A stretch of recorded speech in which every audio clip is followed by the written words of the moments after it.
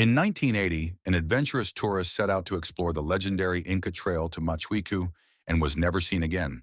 For 20 years, his whereabouts remained a complete mystery until something incredible was discovered. His camera. What was inside shocked everyone. The Munich sky hung low and gray over the rooftops as Klaus Hoffmann closed his last suitcase. Outside, the November rain was pelting against the window panes, a typical autumn day in Bavaria, which only increased his longing for sun and adventure.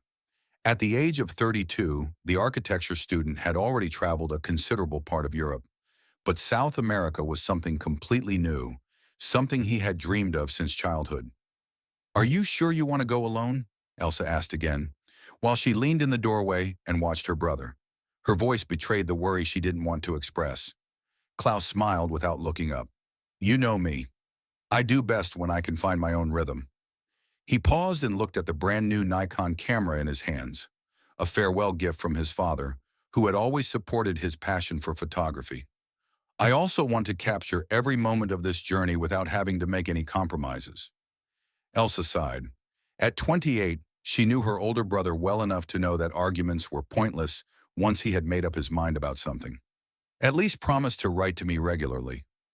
"Of course," Klaus replied, carefully putting the camera in her pocket. "You'll get so many postcards that your walls will be covered with them when I get back."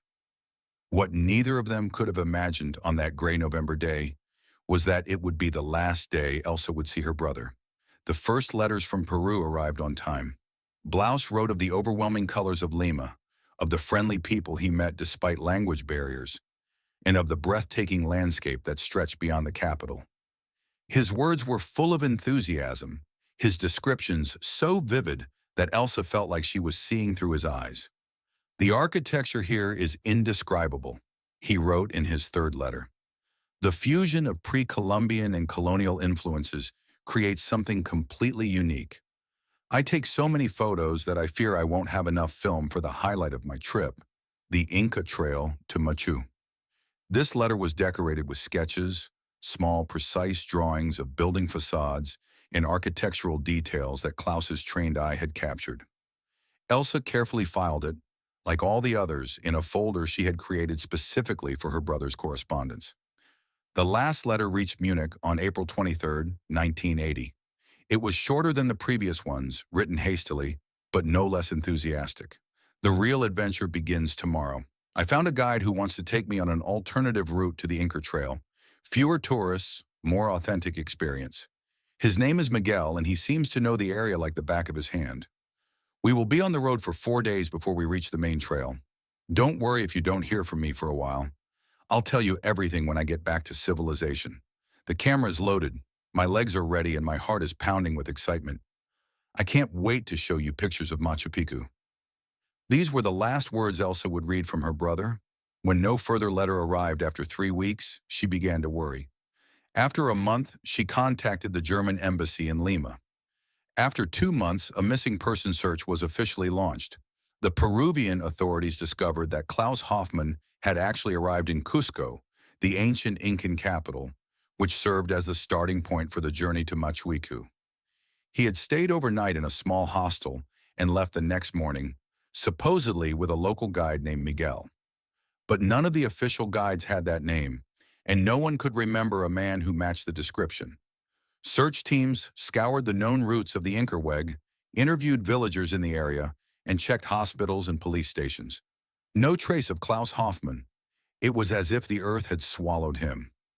Elsa flew to Peru herself and spent 3 desperate weeks turning over every stone and following every wagon track. She distributed photos of her brother, spoke to tourists and locals, and searched through guest books of hotels and hostels, all to no avail. "I'm sorry, Miss Hoffmann," the German consul finally said in a gentle voice. "We did everything in our power. The ants are relentless when someone strays from the path. When an accident happens, nature quickly takes what is hers."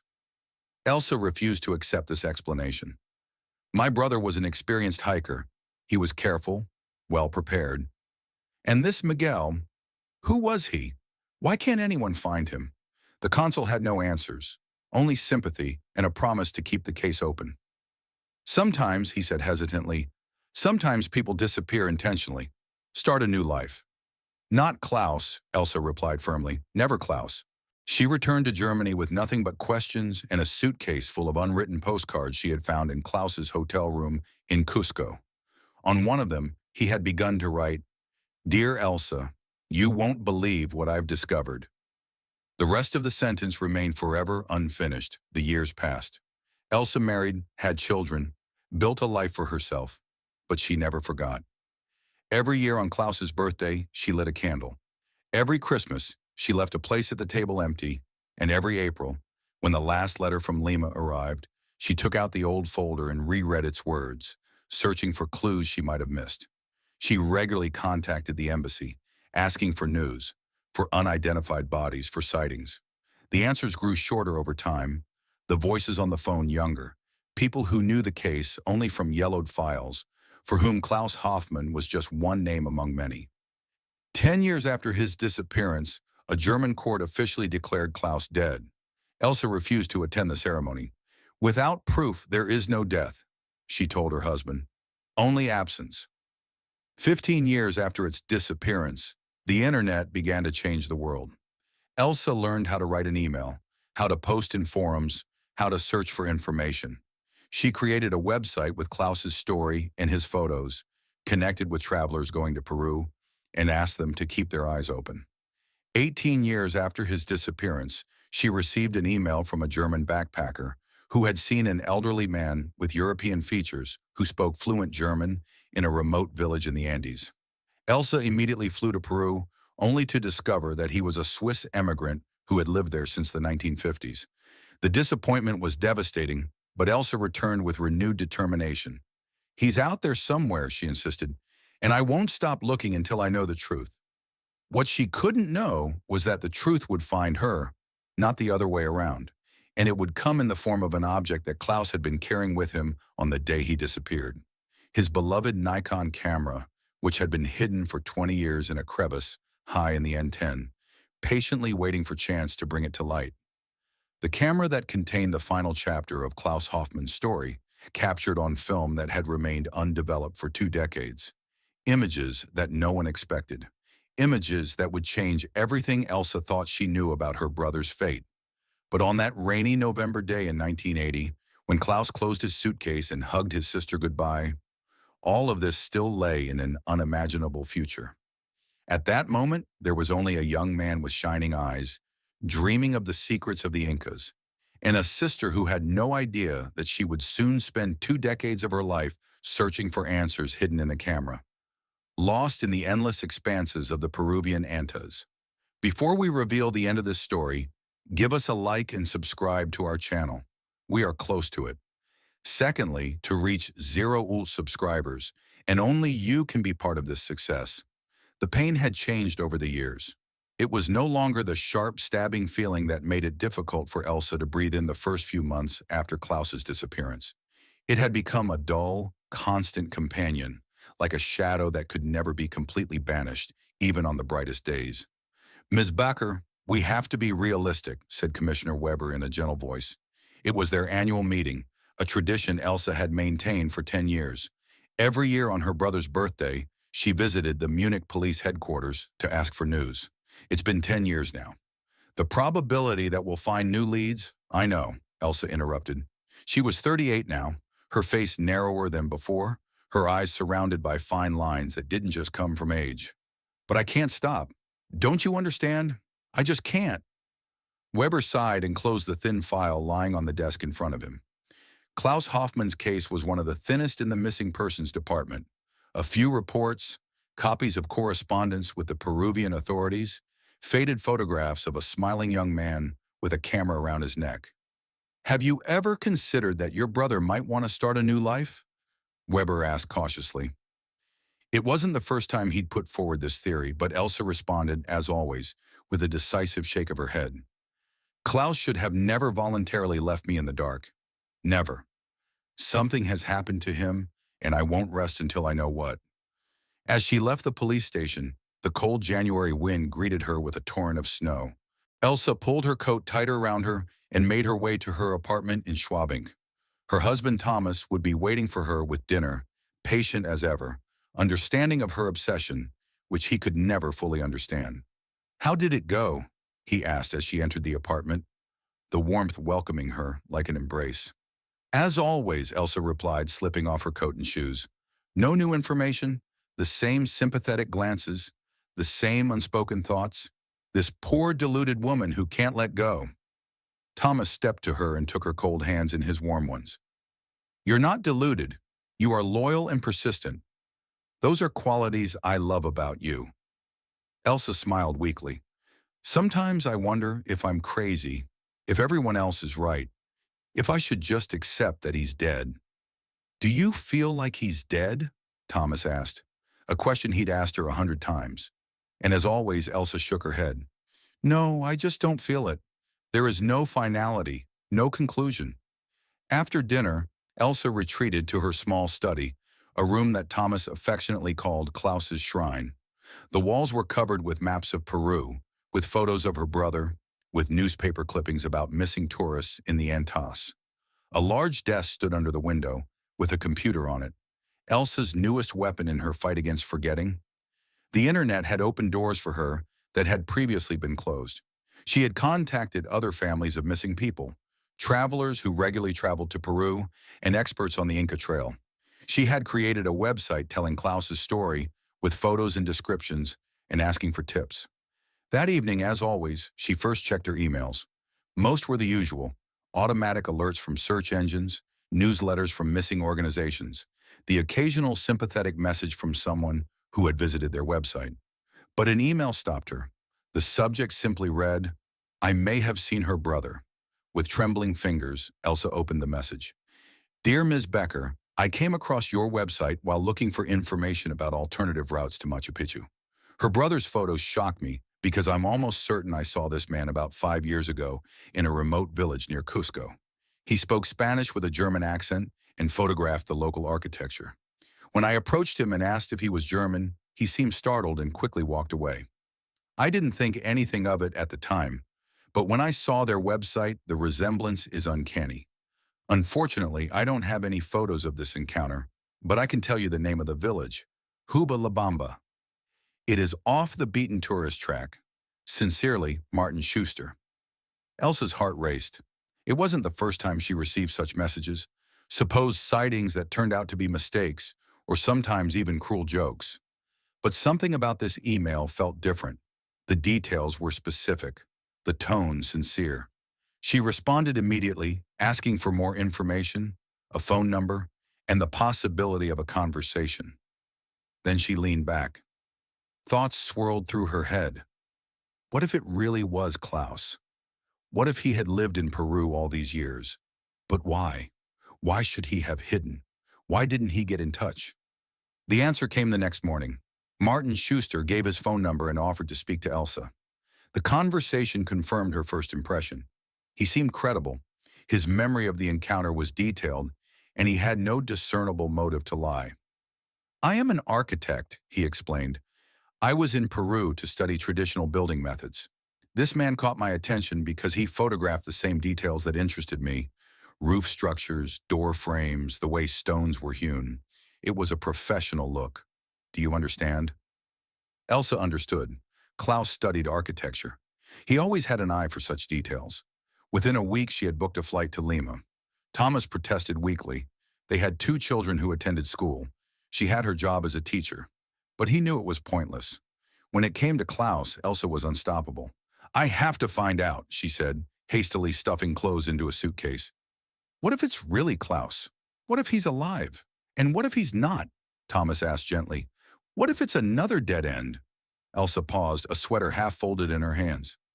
"Then I'll come back and carry on as always." The journey to Peru was long and tiring. Elsa had not visited the country since her desperate search 10 years ago. Lima seemed bigger, louder, more chaotic than she remembered. She spent only one night there before taking a flight to Cusco. The old Inca capital had also changed.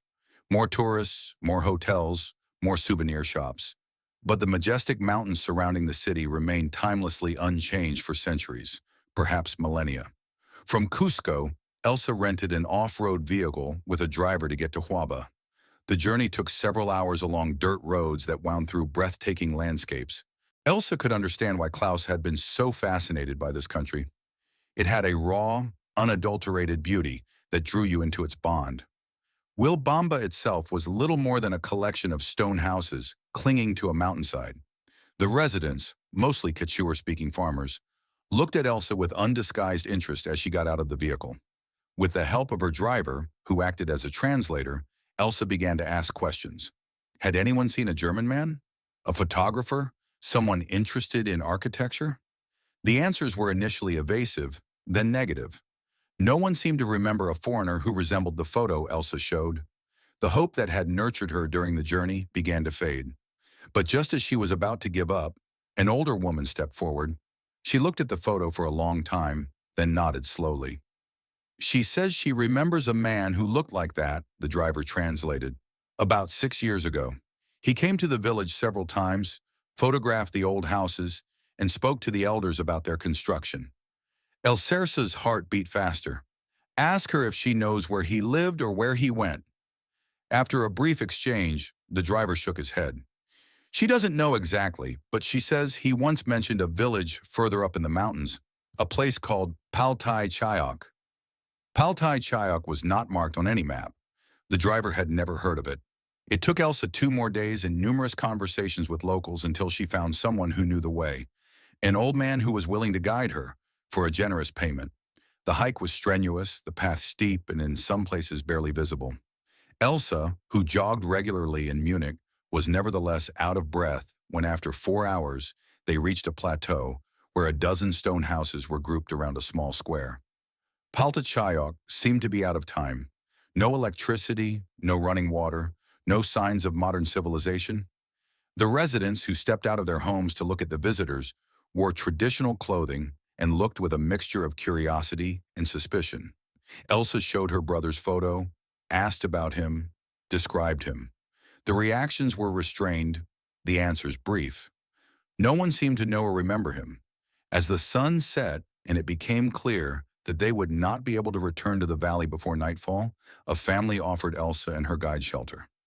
They ate a simple meal of potatoes and dried meat while the old man spoke to the villagers in Quechua. They are suspicious of strangers, he later explained to Elsa. There were problems with treasure hunters looking for Inca artifacts and with people wanting to buy land. Elsa nodded tiredly. It was another dead end, another dashed hope. Tomorrow they would return, and she would start from scratch again. That night she slept restlessly on a thin mat on the floor. Dreams of Klaus mingled with the strange sounds of the mountain village, the howling of the wind, the occasional bleating of llamas, the crackling of the fire that their hosts kept going all night. At dawn she was awakened by voices. The guide was talking quietly but intensely with a young man who must have arrived in the village during the night. When Elsa sat up, they both fell silent. "What's going on?" she asked, suddenly wide awake. The old man hesitated, then said, "This young man comes from a neighboring village. He heard about our search and came to talk to them. He says he knows something about the man in the photo." Elsa jumped up. Her heart was racing. What does he know? The young man spoke no German or English, but through the guide's translation, Elsa learned that about 3 years ago he had worked for a foreign man who took photographs in the mountains. A man who looked very similar to the photo, only older, with gray hair and a beard. He called himself Carl, the guide translated. He was very interested in old ink threads, especially those not shown on tourist maps. He paid well and treated the locals with respect. "Where is he now?" asked Elsa. Her voice was barely above a whisper. The young man shook his head and answered at length. "He doesn't know exactly," the guide translated. "The man disappeared about 2 years ago. There were rumors that he had found a secret Inca Trail, one that led to an undiscovered place. He was obsessed with it. Some say he went into the mountains and never returned. Others claim he now lives in a remote valley, studying ancient ruins." Elsa sank back onto her mat, overwhelmed by conflicting emotions. Was Carl really Klaus? Had her brother been in Peru all these years? Had he lived under a false name? Had he left his past, his family, his old life behind? And if so, why? The questions piled up, but answers eluded her. The young man couldn't or wouldn't say more. He disappeared as suddenly as he had come, leaving Elsa with even more mystery than before. The journey back to Germany was an ordeal of doubt and speculation. Elsa vacillated between hope and despair, between the belief that she had finally found a real lead and the fear that it was just another cruel deception. Back in Munich, she shared her discoveries with Thomas and with Inspector Weber, who listened skeptically but with interest. There might actually be something to it, he admitted, but without concrete evidence. I know, Elsa interrupted, but I will go back. I will climb every mountain in Peru if necessary. I will find him. What Elsa couldn't have foreseen was that the answer wouldn't lie in the mountains of Peru, but in a gorge where a young couple would make an unexpected discovery while hiking. A camera that had braved the elements for 20 years, with an undeveloped roll of film inside that would finally reveal the truth about Klaus Hoffmann's disappearance. The morning sun cast long shadows across the jagged rocks of the Andes as Marcus and Lena descended the narrow path. The young German couple had been traveling in Peru for 3 weeks, had already left the usual tourist attractions behind, and were now looking for more authentic experiences off the beaten track. Are you sure we're in the right place, Lena asked, carefully stepping over a loose stone. Her blonde hair was braided into a practical plait, her cheeks flushed from the sun. Marcus consulted the hand-drawn map that an old Quechua guide had given them in the last village. According to this map, the gorge should be just around this bend. Apparently, there are petroglyphs there that aren't yet listed in the guidebooks. Both were archaeology students from Berlin, using their semester break for this trip, a combination of adventure and fieldwork for their final theses. The prospect of undiscovered pre-Columbian art had immediately captivated them. As they rounded the rocky outcrop, a narrow gorge did indeed open up before them. The walls rose steeply, at least 30 meters high, forming a natural corridor through which a small stream flowed. The water glittered in the sunlight that only sparsely penetrated the narrow gap at the top of the gorge. "This is incredible," Lena whispered, as if afraid to disturb the majestic silence of the place. "Look at the rock formations." They began to explore the gorge, searching the walls for the promised drawings. The ground was uneven, littered with boulders of various sizes that had broken off the walls over the centuries. Progress was arduous, but the atmosphere of the place, a strange mixture of anxiety and awe, drove her on. After about 20 minutes, Lena discovered the first drawings, faded red and black lines depicting stylized human figures and animals. She called Marcus over, who immediately began taking photos and writing notes in his field book. "These could be 1,000 years old," he said enthusiastically, "or even older. The style is reminiscent of early Inca depictions, but there are elements I've never seen before." While Marcus documented the drawings, Lena continued her exploration. The gorge took a slight bend and narrowed further. The stream, which had previously flowed gently, now formed a series of small waterfalls that rippled over the rocks. C was at one of these waterfalls in a small bulge in the rock face, where Lena discovered something that was definitely not from pre-Columbian times. Came from. "Marcus!" she called, her voice echoing off the walls. "Come quickly, I found something." Marcus hurried to her, climbing over rocks and wading through shallow water. When he saw what Lena was pointing at, he stopped dead. In a natural niche, partially protected from the elements, lay an object of clear human origin. A camera. It was covered with a thin layer of sediment, but its shape was unmistakable. "Is that Lena's?" "An old SLR camera," confirmed Marcus, approaching cautiously, probably from the 70s or 80s. With careful movements, he lifted the camera from its rocky bed. It was amazingly well preserved, protected by the dry mountain air and the shady position in the niche. The black casing was scratched and dented in a few places, but the lens seemed intact. "Nikon FM2, Marcus read from the front. It was a high-quality model. My father had a similar one. Lena leaned closer to examine the camera. "Inspect. Do you think there's still film in it?" Marcus carefully turned the camera in his hands and checked the film counter on the top. Sure enough, the counter reads 36. That means the film is full if it's still in there. "We should take it with us," Lena decided. "Maybe we can find out who it belonged to." Marcus nodded in agreement and carefully stowed the camera in his backpack. They continued their exploration of the gorge, finding more petroglyphs and taking copious notes and photos. But the discovery of the old camera had changed something. A modern mystery had crept into their archaeological expedition. That evening, back in their simple accommodation in a nearby village, they examined their find more closely. The camera was indeed a Nikon FM2, a professional model from the early 1980s. On the bottom, they found an engraving, KH180. Initials and a date, Marcus murmured. Chapter, whoever this was got this camera in 1980 and then lost it or didn't lose it at some point in this gorge, said Lena thoughtfully. Perhaps something happened. An accident. The gorge is dangerous, especially when it rains and flash floods can occur. The thought hung heavy between them. The camera they had found so by chance could be the last remnant of a tragedy that had unfolded decades ago. We should try to get the film developed, Marcus suggested. Perhaps it will give us clues as to who KH was and what happened. In Cusco, the nearest larger city, after some searching, they found a photo studio that still worked with analog film. The owner, an elderly Peruvian named Alejandro, examined the camera with professional interest. An excellent camera, he said in Spanish, which Marcus laboriously translated. It's very robust, but after so many years, the film, I don't know if anything can be salvaged. Can you try? Lena asked. It's important. Alejandro shrugged. I can try, but it will be expensive and I can't guarantee anything. They agreed on a price and Alejandro made set to work, carefully extracting the film from the camera. The process was delicate. The film had become old and brittle, and any wrong move could destroy it. It will take a few days, he explained after successfully removing the film. I have to use special chemicals to slow down the process. Come back in 3 days. The wait was agonizing. Marcus and Lena tried to distract themselves with sightseeing, but their thoughts kept returning to the mysterious camera. Who was Kay?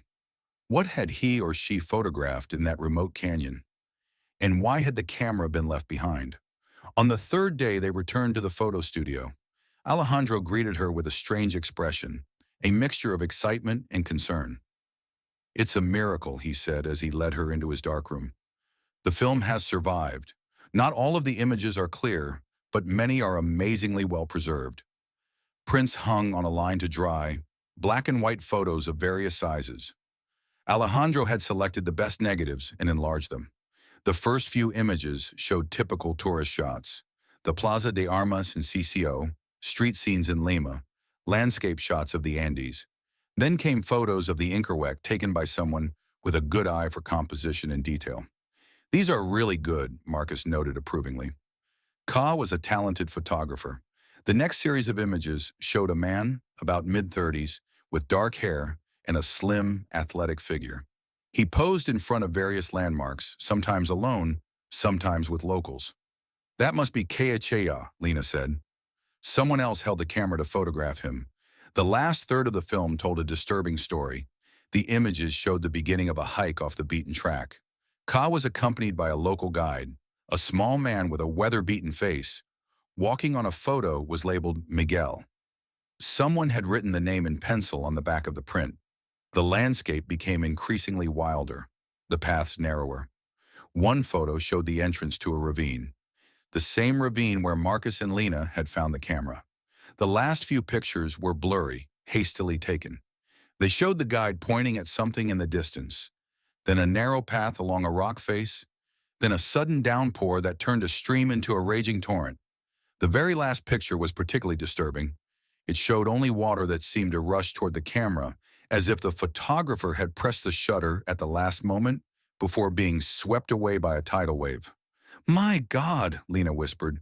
"I think we know what happened now." Marcus nodded grimly. A flash flood. They were surprised. It had probably rained further up in the mountains, and the water suddenly came down the gorge. The camera must have landed in the niche while its owner, Lena, couldn't finish the sentence. Alejandro, who didn't understand their conversation but saw the shock in their faces, asked in Spanish, "Is everything okay? Do you know this man?" "No," Marcus replied, "but I think we just found out what happened to him, and it's not a pretty story." They paid Alejandro for his work and had copies made of all the pictures. Back at their accommodation, they discussed what to do. "We should inform the local police," Marcus suggested. Even if it happened 20 years ago, you should know and we should try to find out who Kay was, Lena added. Maybe there is family still looking for answers.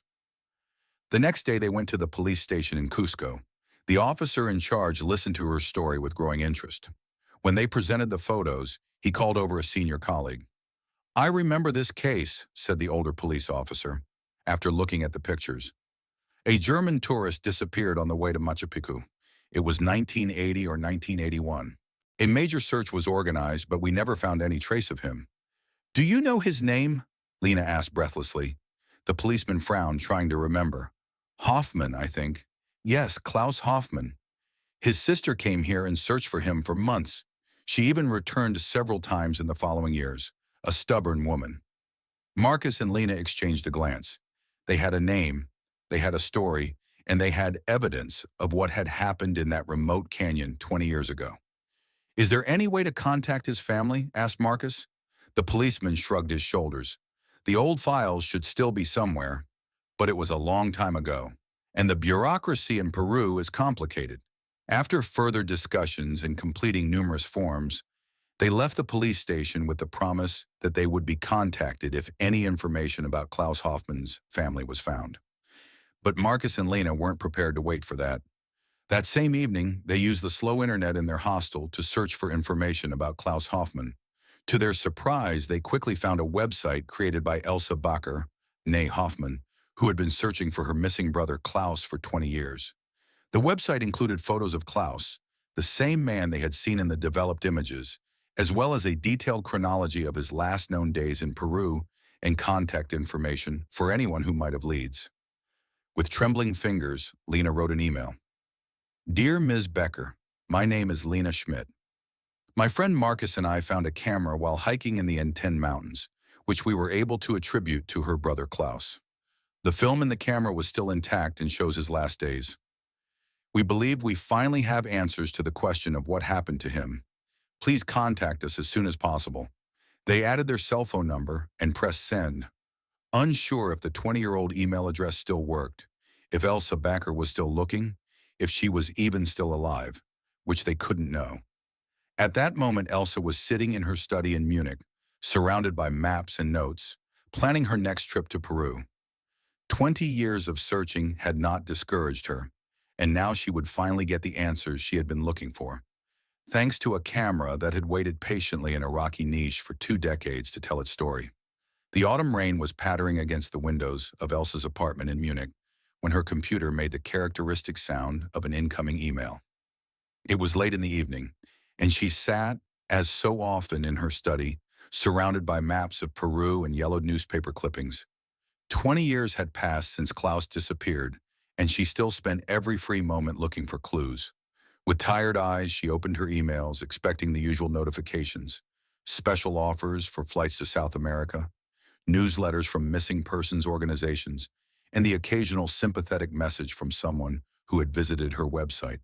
But the subject of this email froze her. The discovery of a camera in the Andes, possibly her brother Klaus's. Her hands were shaking so much that she had to click 3 times to open the message. As she read the contents, a strangled sound escaped her, somewhere between a sob and disbelieving laughter. Thomas, she cried, her voice breaking. Thomas, come quickly. Her husband rushed into the room, alarmed by the sound of her voice. What happened? They found his camera, Elsa whispered, unable to tear her eyes away from the screen. After all these years with a full roll of film in it, they've developed the pictures. Thomas stood petrified before rushing over to her and reading the email. My God, he murmured. This is unbelievable. Within minutes, Elsa had dialed the number provided. Despite the late hour in Germany and the time difference to Peru, someone answered, a young woman who introduced herself as Lena Schmidt. The conversation was surreal. Lena talked about the gorge, about the accidental discovery of the camera, about the developed pictures that documented Klaus's last journey. She described the last shots, the sudden downpour, the rising waters, the last blurry image of an approaching tidal wave. I'm so sorry, Lena finally said. Everything indicates that her brother was caught in a flash flood. The camera must have landed in a niche in the rock while he left the sentence unfinished. Elsa closed her eyes and let the words sink in. After 20 years of searching, hoping, and asking herself questions, she finally had an answer. It wasn't the answer she was hoping for, but it was an answer. "Can you send me the pictures?" she asked in a surprisingly calm voice. "Of course," Lena replied. "I will email you immediately. We also have the originals in the camera. We can send them to you if you like." "Yes," said Elsa. "Yes, please." After the conversation, Elsa sat there motionless, Thomas Hunt firmly in her. When the email arrived with the attached pictures, she opened it with a strange mixture of fear and longing. The first photos showed exactly what she expected. Klaus in Lima, Klaus in CCK, Klaus on the way to Machu Picchu, his smile, his lively eyes, his enthusiasm for everything he saw. It was both painful and comforting to see him like that, alive and happy in his final days. Then came the pictures with the guide, whom Klaus had referred to as Miguel in his last letter. A small man with a weather-beaten face and watchful eyes. She looked closely at his face, searching for any signs of deception or malicious intent, but found none. He looked like an ordinary local guide taking a tourist on a path off the beaten track.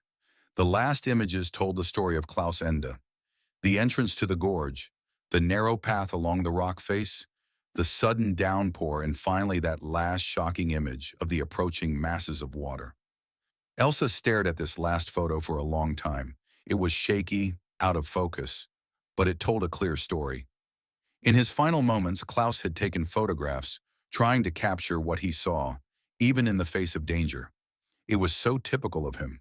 But when she enlarged the image to capture every detail, she noticed something strange. In the background, almost hidden by the spray, an outline could be seen. A human figure that couldn't be Klaus because he was holding the camera. Nor was it Miguel, who was seen further ahead on the trail in an earlier photo. It was someone else, someone who had been in the gorge when the flood came. Her heart suddenly pounding, Elsa zoomed in further on the image, trying to see more details. The figure was blurry, but some features were recognizable.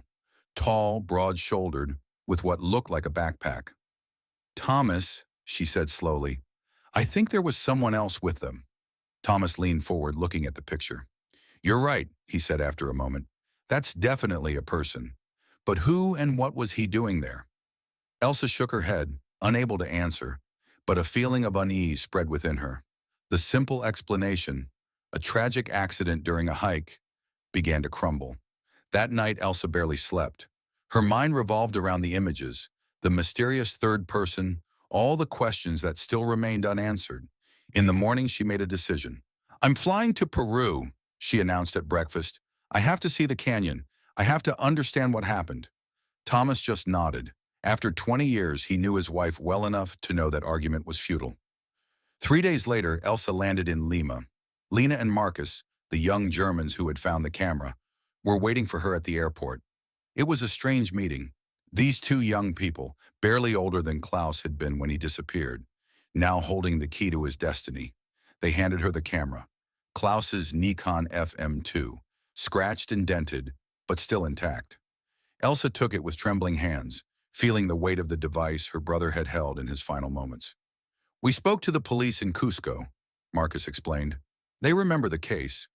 They promised to investigate the ravine, but they don't have much hope of finding anything after 20 years. Elsa finished. "I understand.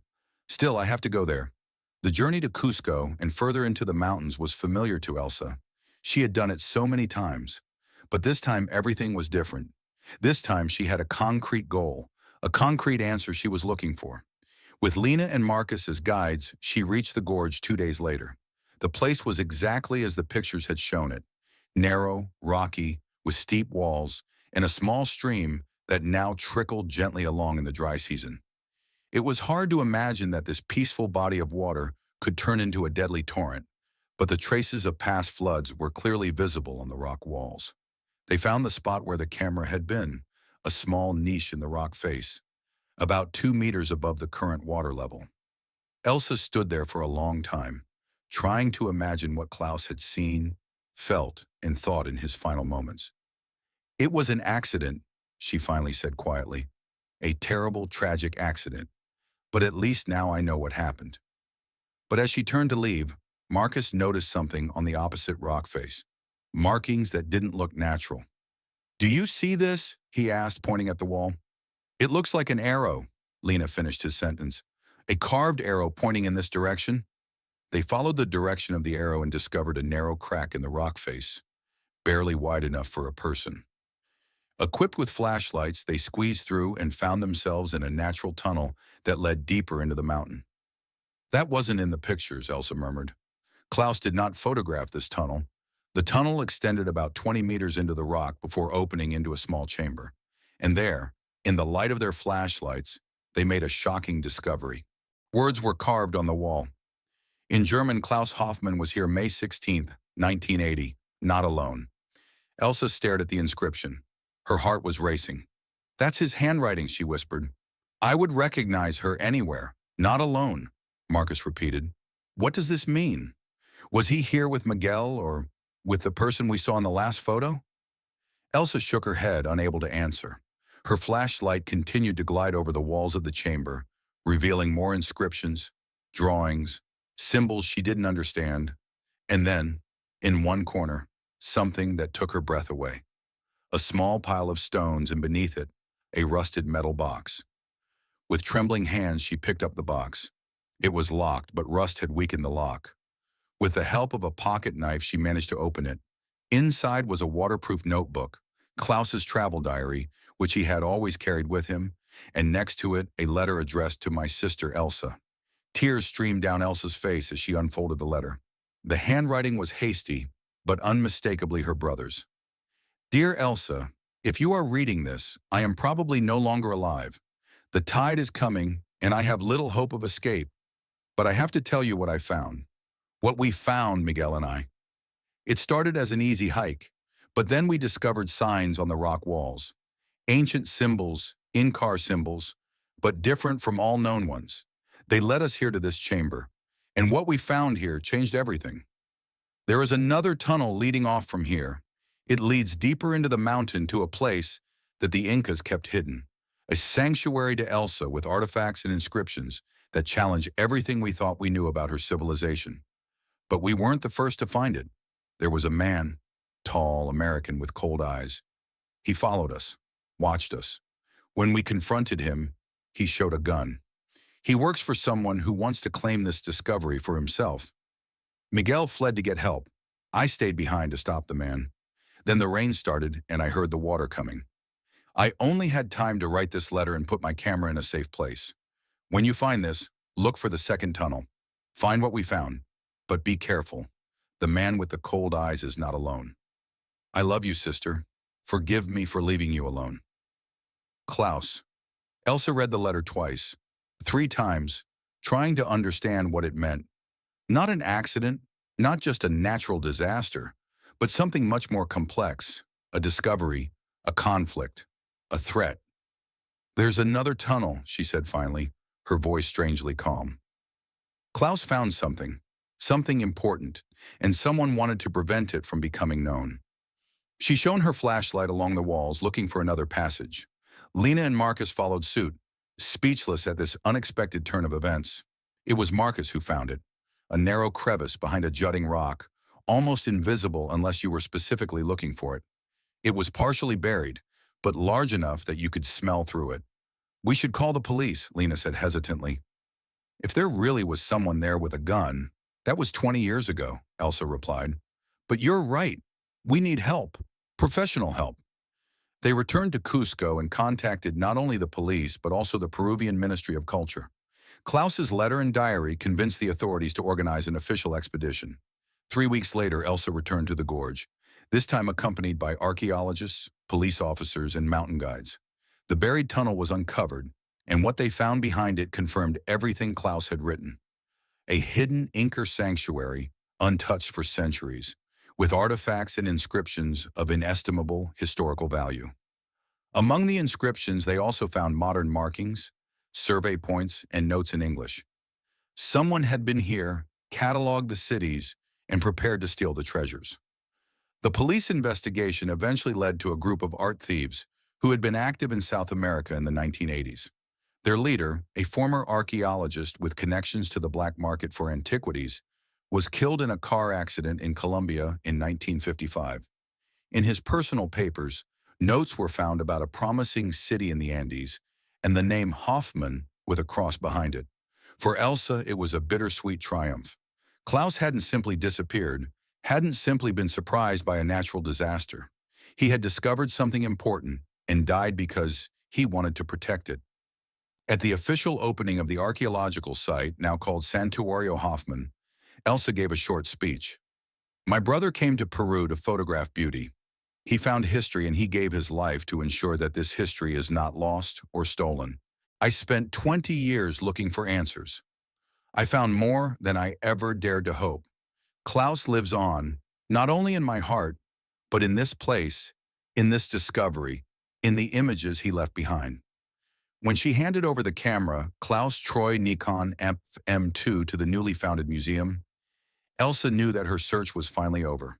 The pictures had told her story, a story that no one could have foreseen, a story of adventure and discovery, of betrayal and sacrifice, of a brother who, even in the face of death, remembered to preserve the truth hidden in a camera for 20 years, patiently waiting for someone to find it and hear its story.